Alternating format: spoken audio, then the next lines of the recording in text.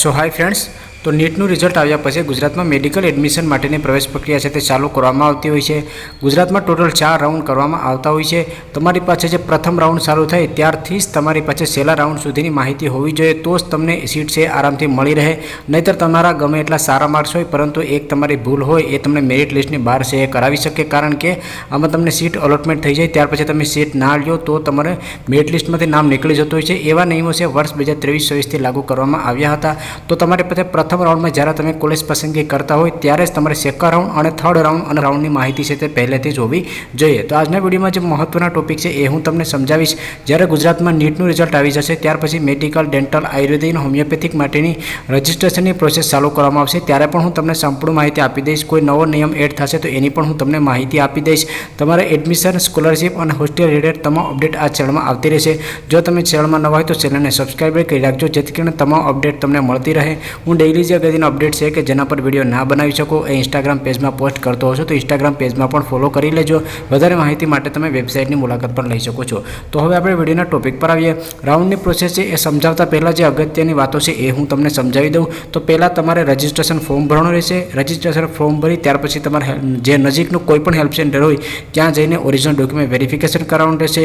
ત્યાર પછી તમારું મેરિટ લિસ્ટ ડિક્લેર કરવામાં આવશે। મેરિટ લિસ્ટ છે એ તમામ કેટેગરીના વિદ્યાર્થીઓ માટે અલગ અલગ પણ બનાવવામાં આવે છે।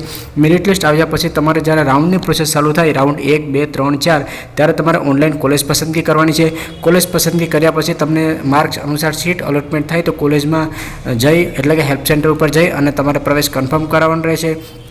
જો તમને કોઈ રાઉન્ડમાં કોલેજ ના મળે તો આગળના રાઉન્ડમાં ભાગ લઈ શકો છો। એના પણ થોડાક નિયમો છે એ પણ આપણે આગળ જોઈશું। આવી રીતે સંપૂર્ણ એડમિશન પ્રોસેસ છે થતી હોય છે। હું તમને તમારી કેટેગરી વાઇઝ કઈ સ્કોલરશિપ મળવાપાત્ર છે એના પર પણ વિડીયો બનાવતો હોઉં છું। તો એડમિશન મળ્યા પછી તમારે સ્કોલરશિપ માટેનું ફોર્મ ભરવાનું હોય છે। તમામ પ્રકારના વિડીયોમાં મેડિકલ, ડેન્ટલ, આયુર્વેદિક, હોમિયોપેથિક માટે બનાવેલા છે એ પણ તમને સ્કોલરશિપના પ્લેલિસ્ટમાં મળી જશે। અને આ ઉપરાંત પણ દર વર્ષે હું ફોર્મ કઈ રીતે ભરવું જોઈએ, કઈ કેટેગરીના વિદ્યાર્થીઓને કયું ફોર્મ ભરવું જોઈએ એ પણ હું વિડીયો બનાવતો હોઉં છું। તો તમામ અપડેટ તમને આ ચેનલમાં મળતી રહેશે। તો રાઉન્ડની પ્રોસેસ સમજતા પહેલાં થોડાક મહત્વની વાતો છે એ સમજી લઈએ।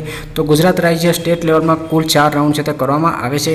દરેક રાઉન્ડમાં નવી ફી સાથે નવું ફોર્મ ભરી શકો છો। એટલે કે જો તમે પ્રથમ રાઉન્ડમાં ફોર્મ ભરવાનું ચૂકી ગયા હોય અથવા તો તમને મેરિટ લિસ્ટમાંથી બહાર કાઢી નાખવામાં આવ્યા હોય તો દરેક રાઉન્ડમાં તમે નવું ફોર્મ ભરી શકો છો, પરંતુ દરેક વખતે તમારે નવી ફી પણ ભરવી પડશે। પહેલાં મેડિકલ અને ડેન્ટલ રાઉન્ડની પ્રોસેસ થશે, ત્યાર પછી આયુર્વેદિક અને હોમિયોપેથિકના રાઉન્ડની પ્રોસેસ કરવામાં આવશે। જે વિદ્યાર્થીઓને સ્મીમેર સુરત અને NSL મેડિકલ અમદાવાદ કોલેજમાં એડમિશન લેવાય અને લોકલ કોટાનું સર્ટિફિકેટ કાઢવું ફરજિયાત હોય છે। તો જ્યારે એડમિશન પ્રોસેસ ચાલુ થશે, નીટનું રિઝલ્ટ આવી જશે વર્ષ 2024નું, ત્યાર પછી એ સર્ટિફિકેટનો જે ફોર્મેટ છે વેબસાઇટમાં અપડેટ કરવામાં આવશે, ત્યારે હું એના પર લાઈવ પ્રોસેસનો વિડીયો બનાવી દઈશ। આ ફક્ત એ વિદ્યાર્થીઓને લાગુ પડશે કે જે વિદ્યાર્થીઓને સ્મીમેર સુરત અને NSL મેડિકલ અમદાવાદ કોલેજમાં એડમિશન લેવાનું હોય। પ્રથમ MCC એટલે કે ઓલ ઇન્ડિયા કોટાના રાઉન્ડ થશે, ત્યાર પછી ગુજરાત રાજ્યના રાઉન્ડની પ્રોસેસ થતી હોય છે। એટલે કે જ્યારે તમારો પ્રથમ રાઉન્ડ ગુજરાતમાં આવશે એની પહેલાં MCCનો પ્રથમ રાઉન્ડ આવશે। એટલે કે તમે MCC ઓલ ઇન્ડિયા કોટામાં પણ ફોર્મ ભરી શકો છો અને ગુજરાત સ્ટેટમાં પણ ફોર્મ ભરી શકો છો। તો પહેલાં MCC ઓલ ઇન્ડિયા રાઉન્ડનો પ્રથમ રાઉન્ડ થશે, ત્યાર પછી ગુજરાતનો પ્રથમ રાઉન્ડ થશે, એનો સેકન્ડ રાઉન્ડ થશે MCCનો, ત્યાર પછી ગુજરાતનો સેકન્ડ રાઉન્ડ થશે। આ રીતે ક્રમશઃ રાઉન્ડની પ્રોસેસ થતી હોય છે, કારણ કે વિદ્યાર્થીઓ છે MCCમાં પણ એટલે કે ઓલ ઇન્ડિયામાં મેડિકલ કોલેજોમાં પણ એડમિશન લેવા માંગતા હોય તો રાઉન્ડની પ્રોસેસ એ ક્રમશઃ થતી હોય છે। એ જ્યારે MCCની રાઉન્ડની પ્રોસેસ ચાલુ થશે એટલે કે રજિસ્ટ્રેશનની પ્રોસેસ ચાલુ થશે ત્યારે પણ હું સંપૂર્ણ અપડેટ તમને આપી દઈશ। જે વિદ્યાર્થીઓ ગુજરાતની બહાર જન્મેલા હોય અને ગુજરાતમાં પ્રવેશ માટે અરજી કરવા માંગતા હોય તો ગુજરાતના જે પણ જિલ્લામાં રહેતા હોય એનું ડોમિસાઇલનું પ્રમાણપત્ર એને રજૂ કરવું પડશે અને ધોરણ 10મું અને 12મું છે ગુજરાતમાં ભણેલા હોવા જોઈએ। ડોમિસાઇલ સર્ટિફિકેટ કઈ રીતે મેળવવું એના પર પણ મેં ઓલરેડી વિડીયો બનાવેલો છે। જે વિદ્યાર્થીઓ ગુજરાતમાંથી 10મું 12મું ધોરણ પાસ ના કર્યું હોય કે ગુજરાતના વતની ના હોય એ વિદ્યાર્થીઓ ગુજરાતમાં આયુર્વેદિક અને હોમિયોપેથિકની 15% સીટો સેલ્ફ ફાઇનાન્સ કોલેજોની છે એમાં અરજી છે કરી શકે છે। હવે જે મહત્વની વાતો છે રાઉન્ડની પ્રોસેસ એ આપણે સમજી લઈએ। રાઉન્ડની પ્રોસેસ છે ખૂબ જ આરામથી તમે સમજજો, જ્યારે એડમિશન પ્રોસેસ ચાલુ થશે ત્યારે પણ હું તમને સમજાવીશ, પરંતુ અત્યારથી જ તમારી પાસે માહિતી હોવી જોઈએ, જેથી કરીને કોલેજ પસંદગી માટેનું તમે લિસ્ટ બનાવતા હોય તો અત્યારે જ તમારે આ માહિતી ધ્યાન રાખવી જોઈએ। તો પહેલાં તમે ફોર્મ ભરી લેશો, હેલ્પ સેન્ટર પર ડોક્યુમેન્ટ વેરિફિકેશન કરાવી લેશો, ત્યાર પછી મેરિટ લિસ્ટ ડિક્લેર કરવામાં આવશે। મેરિટ લિસ્ટ મુજબ તમારે પોતાનું નામ ચેક કરવું હોય તો તમે કરી શકો છો। પ્રથમ રાઉન્ડમાં કોલેજ પસંદગી માટે જેટલા પણ વિદ્યાર્થીઓ મેરિટ લિસ્ટમાં છે એ તમામ વિદ્યાર્થીઓ કોલેજ પસંદ કરી શકે છે। ગુજરાતની જેટલી પણ મેડિકલ અને ડેન્ટલ માટેની કોલેજો છે, જેમાં સરકારી ખાનગી કોલેજો આવેલી હોય એ તમામ કોલેજો તમે એકસાથે પણ પસંદ કરી શકો છો। તમે ગવર્મેન્ટ કોટાની સાથે સેલ્ફ ફાઇનાન્સ કોટા અને મેનેજમેન્ટ કોટા છે એ તમામ સીટ છે એકસાથે જ તમે પસંદ કરી શકો છો। પ્રથમ રાઉન્ડમાં તમને કોલેજ મળે કે ના મળે એ જ પ્રથમ રાઉન્ડના રજિસ્ટ્રેશન સાથે તમે બીજા રાઉન્ડમાં જઈ શકો છો, કારણ કે પ્રથમ રાઉન્ડ છે એ તમારો ફ્રી એક્ઝિટ હોય છે. કોલેજ પસંદ હોય પ્રથમ રાઉન્ડ માટેની તો તમે ફી ભરીને કોલેજ કન્ફર્મ કરીને ત્યાર પછી પણ તમે સેકન્ડ રાઉન્ડમાં જઈ શકો છો. પ્રથમ રાઉન્ડ છે એ તમારો ફ્રી એક્ઝિટ હોય છે, એટલે તમારે ટેન્શન લેવાની જરૂરત નથી. હવે જે તમારે ખાસ કરીને સમજવાનું છે એ તમારો સેકન્ડ રાઉન્ડ અને થર્ડ રાઉન્ડથી ચાલુ થશે. તો સેકન્ડ રાઉન્ડ છે એમાં જે વિદ્યાર્થીઓ પ્રથમ રાઉન્ડમાં સંપૂર્ણ પ્રોસેસ કરેલી હોય એને બીજા રાઉન્ડમાં રજિસ્ટ્રેશન કરવાની જરૂરત નથી, પરંતુ જે વિદ્યાર્થીઓ પ્રથમ રાઉન્ડમાં રજિસ્ટ્રેશન ના કર્યું હોય એ બીજા રાઉન્ડમાં નવું રજિસ્ટ્રેશન છે એ કરી શકે છે. બીજા રાઉન્ડમાં જેટલા પણ મેરિટ ધરાવતા વિદ્યાર્થીઓ છે તમામ વિદ્યાર્થીઓ કોલેજ છે પસંદ કરી શકે છે. હવે જે રાઉન્ડ 2નું અલોટમેન્ટનું પરિણામ આવશે ત્યારે જો તમને કોલેજ મળે તો હેલ્પ સેન્ટર પર ડોક્યુમેન્ટ જમા કરાવવા જઈ અને તમારા પ્રવેશ છે કન્ફર્મ કરવાનો રહેશે. હું એ વિદ્યાર્થીની વાત કરું કે જે વિદ્યાર્થીઓને રાઉન્ડ 2માં કોલેજ પસંદગી કરશે અને એને સીટ અલોટ થશે તો એને હેલ્પ સેન્ટર પર જઈ અને ડોક્યુમેન્ટ જમા કરાવી અને પ્રવેશ કન્ફર્મ કરવાનો રહેશે અને ફી પણ ભરવાની રહેશે. જે વિદ્યાર્થીઓને રાઉન્ડ 2માં કોલેજ અલોટ થાય અને પ્રવેશ એ કન્ફર્મ નહીં કરે તો એની 10,000 ફી જપ્ત થશે. જે તમારી સિક્યુરિટી ડિપોઝિટ ફી હતી એ જપ્ત થશે અને રાઉન્ડ 3 માટે તમારે નવી ફી ભરી અને ત્યાર પછી ફોર્મ ભરવાનું રહેશે. તમે જ્યારે રજિસ્ટ્રેશન કરશો ત્યારે 1,000 રૂપિયા તમારી પિન ખરીદીના અને 10,000 સિક્યુરિટી ડિપોઝિટના ટોટલ 11,000 રૂપિયા તમારે પે કરવા પડશે.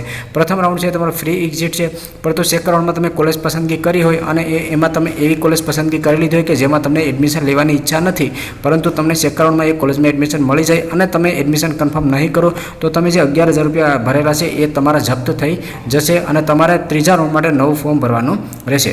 હવે જે વિદ્યાર્થીઓ રાઉન્ડ 2માં કોલેજ અલોટ થાય અને પ્રવેશ કન્ફર્મ કરીને ફી ભરે છે એ વિદ્યાર્થીઓ રાઉન્ડ 3માં ભાગ લઈ શકે છે. હવે રાઉન્ડ 2માં પ્રવેશ અપગ્રેડ થાય તો રાઉન્ડ 1નો જે તમારો પ્રવેશ છે ઓટોમેટિક રદ થઈ જશે, એના પર તમારો કોઈ પણ હક રહેશે નહીં. તો જે વિદ્યાર્થીઓને પ્રથમ રાઉન્ડમાં કોઈ કોલેજ મળી હતી અને એ સેકન્ડ રાઉન્ડમાં કોલેજ અપગ્રેડ માટે અરજી કરે છે અને જો સેકન્ડ રાઉન્ડમાં એને કોઈ પણ કોલેજ મળી જશે તો પ્રથમ રાઉન્ડની તમારી કોલેજ છે એ તમને મળશે નહીં અને તમારો કોઈ પણ હક રહેશે નહીં. તો તમારે સેકન્ડ રાઉન્ડમાં જે તમને કોલેજમાં એડમિશન લેવાની ઈચ્છા હોય એ જ તમારે કોલેજ પસંદ કરવી જોઈએ. હવે રાઉન્ડ 3 માટેના નિયમો છે એ તમે સમજી લેજો કે જે વિદ્યાર્થીઓ રાઉન્ડ 1-2માં રજિસ્ટ્રેશન ના કર્યું હોય એ વિદ્યાર્થીઓ રાઉન્ડ 3માં નવું રજિસ્ટ્રેશન કરી શકે છે. જે વિદ્યાર્થીઓ રાઉન્ડ 1-2માં રજિસ્ટ્રેશન કર્યું હોય પરંતુ કોઈ પણ સીટ ના મળી હોય તો એને નવું રજિસ્ટ્રેશન કરવાની જરૂરત નથી. એટલે કે રાઉન્ડ 1 અને રાઉન્ડ 2માં કોઈ પણ કોલેજ તમને મળી જ નથી, તમે કોલેજ પસંદગી કરી હતી પણ તમને કોઈ પણ કોલેજ મળી નથી, તો તમારે રાઉન્ડ 3 માટે નવું રજિસ્ટ્રેશન કરવાની જરૂરત નથી. જેને રાઉન્ડ 2માં કોલેજ અલોટ થાય અને પ્રવેશ કન્ફર્મ કરતા નથી તો એની પણ 10,000 રૂપિયા એટલે કે ટોટલ 11,000 રૂપિયા ફી છે જપ્ત થશે. હું 10,000 એટલા માટે કહું છું કે એ તમારી સિક્યુરિટી ડિપોઝિટ હોય છે, જ્યારે 1,000 છે એ નોટ રિફંડેબલ હોય છે. તો તમારા 10,000 રૂપિયા છે એ ફી જપ્ત થશે અને તમારે રાઉન્ડ 3 માટે નવી ફી ભરીને નવું ફોર્મ છે તે ભરવાનું રહેશે. જો તમે વ્યવસ્થિત કોલેજ પસંદગી નહીં કરો તો દરેક રાઉન્ડ માટે તમારે 10,000 રૂપિયા છે તૈયાર રાખવા પડશે. તો હું જે સમજાવ્યું તમે આરામથી સમજજો. જેને રાઉન્ડ 2માં કોલેજ અલોટ થાય અને પ્રવેશ કન્ફર્મ કરીને ફી ભરે છે એ રાઉન્ડ 3માં ભાગ લઈ શકે છે. હવે રાઉન્ડ 3માં કોલેજ પસંદ કર્યા પછી જો કોલેજ અલોટ થાય અને ફી ભરીને ડોક્યુમેન્ટ જમા કરાવીને પ્રવેશ કન્ફર્મ કરવામાં આવશે એ વિદ્યાર્થીઓ હવે પછીના ઓલ ઇન્ડિયા એટલે કે MCC અને ગુજરાત સ્ટેટના કોઈપણ રાઉન્ડમાં ભાગ નહીં લઈ શકે અને કોઈપણ સંજોગોમાં તમારો પ્રવેશ છે પર રદ કરવામાં આવશે નહીં.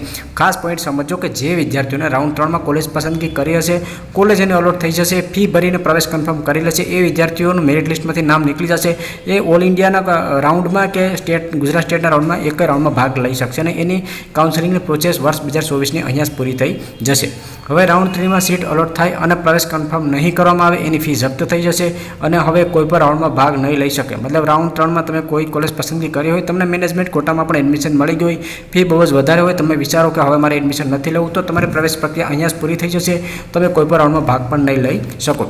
રાઉન્ડ 2માં રિપોર્ટેડ ઉમેદવારો રાઉન્ડ 3માં અપગ્રેડ માટે અરજી કરે છે. એટલે કે રાઉન્ડ 2માં તમને કોઈ કોલેજ મળી હોય, રાઉન્ડ 1માં તમને કોઈ કોલેજ મળી હોય અને રાઉન્ડ 3માં તમે અપગ્રેડ માટે અરજી કરતા હોય કે મને બીજી કોઈ સારી કોલેજ મળે તો હું એડમિશન લઈ લઈશ, પરંતુ તમારી સીટ છે રાઉન્ડ 3માં અપગ્રેડ થતી નથી તો તમારો પ્રવેશ છે એ પર રદ નહીં થાય અને તમને આગળ રાઉન્ડમાં ભાગ પણ લેવા દેવામાં આવશે નહીં. તો ખૂબ જ સમજી વિચારીને તમારે કોલેજ છે પસંદ કરવી જોઈએ. રાઉન્ડ 3માં તમને કોઈ પણ કોલેજ મળી જશે, તમે પ્રવેશ કન્ફર્મ કરી લેશો તો પણ તમારી પ્રવેશ પ્રક્રિયા પૂર્ણ થઈ જશે, તમને કોઈ સીટ અલોટમેન્ટ થઈ જશે, પ્રવેશ કન્ફર્મ નહીં કરો તો પણ તમારી અહીંયા પ્રવેશ પ્રક્રિયા છે તે પૂર્ણ થઈ જશે. હવે જે વિદ્યાર્થીઓ રાઉન્ડ 3માં અપગ્રેડ થતા વિદ્યાર્થીનો રાઉન્ડ 1 અને 2 કન્ફર્મ સીટ પર કોઈ હક રહેશે નહીં. એટલે કે રાઉન્ડ 2માં તમને કોલેજ પસંદ હતી તેમ છતાં પણ તમને એવું લાગ્યું કે હું રાઉન્ડ 3ની કોલેજ પસંદ કરું, કોલેજ તમે પસંદ કરી અને તમારો જે રાઉન્ડ 2ની તમારી પસંદ કરેલ કોલેજ હતી એ પણ તમારે ફરીથી જોઈએ છે તો એ તમને મળશે નહીં, કારણ કે રાઉન્ડ 3માં જે કોલેજ તમને મળી હોય એ કોલેજ તમારે કન્ફર્મ પડશે। જો તમે કન્ફર્મ નહીં કરો તો પણ તમારી પ્રવેશ પ્રક્રિયા પૂર્ણ થઈ જશે। તો કોલેજ હંમેશા એવી પસંદ કરવી કે જેમાં તમારે લેવાની ઈચ્છા હોય। હવે આવે છે રાઉન્ડ 4, જે તમારો લાસ્ટ રાઉન્ડ હોય છે। તો જેને રાઉન્ડ 1, 2, 3માં રજિસ્ટ્રેશન ના કર્યું હોય એ રાઉન્ડ 4 માટે રજિસ્ટ્રેશન કરી શકે છે। જે ઉમેદવારો ઓલ ઇન્ડિયા કે ગુજરાત સ્ટેટ કાઉન્સિલિંગ પ્રક્રિયામાં 1, 2, 3માં કોઈ પણ બેઠક પર પ્રવેશ કન્ફર્મ કરાવેલ ના હોય અને રાઉન્ડ 3માં કોઈ પણ સીટ અલોટ ના થઈ હોય એ જ રાઉન્ડ 4માં કોલેજ પસંદ કરી શકે છે। કારણ કે જે વિદ્યાર્થીને રાઉન્ડ 3માં સીટ અલોટ થઈ હોય એ મેરિટ લિસ્ટથી બહાર નીકળી ગયા હશે, પ્રવેશ કન્ફર્મ કર્યો તો એ પણ મેરિટ લિસ્ટની બહાર નીકળી ગયા હશે। રાઉન્ડ 4 છે ઓનલાઈન કે ઓફલાઈન થઈ શકે એ કમિટી નક્કી કરશે। તો રાઉન્ડના નિયમો છે એમાં એક ટૂંકમાં તમને કહી દઉં કે કોલેજ હંમેશા તમારે એ જ પસંદ કરવી જોઈએ કે જેમાં તમારે એડમિશન લેવાની ઈચ્છા હોય।